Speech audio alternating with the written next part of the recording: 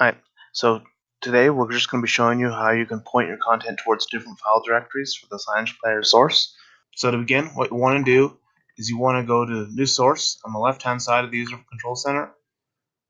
Scroll down, and you're looking for the Signage player, which is a little bit below here. It's right here.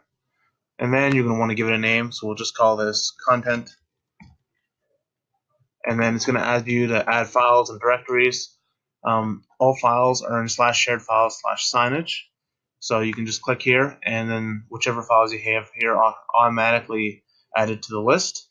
So in this case, we'll just pick this one video.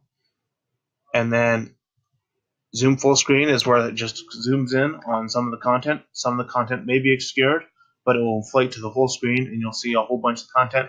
Scale the fit is fairly straightforward. It's going to scale the fit, but that will create some bezels, or that will crop the content a little bit. Following that, you have zoom full screen, which will inflate the content and distort it, but it will match the whole screen, and you're not zoomed in at any one point. So you'll be able to see the entirety of the content. So in this instance, because we want to just add a directory, what we're going to want to do is hit add directory.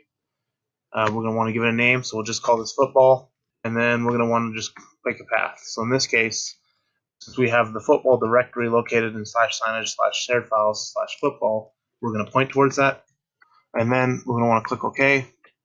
Now in this instance, this one video will play first, followed by football content.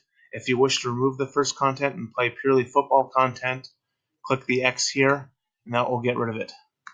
So here we have the directory in the Signage player. If you wish to add another file to it to play immediately after all the football content, choose Add File and select the appropriate content, please.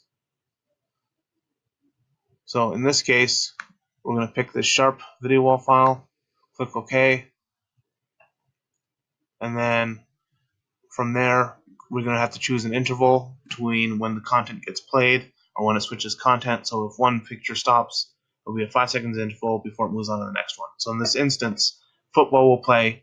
There'll be a 5-second delay after it finishes playing all the content, and then I'll move on to the second video. And in this instance, we've chosen to disable audio. If you wish to enable it, please uncheck this box. Click OK. You'll notice your content has appeared below here. Grab the video wall, move it down, click Apply, and then your content should now be playing. That concludes today's video. For additional information or help, please visit support.userful.com. Thank you.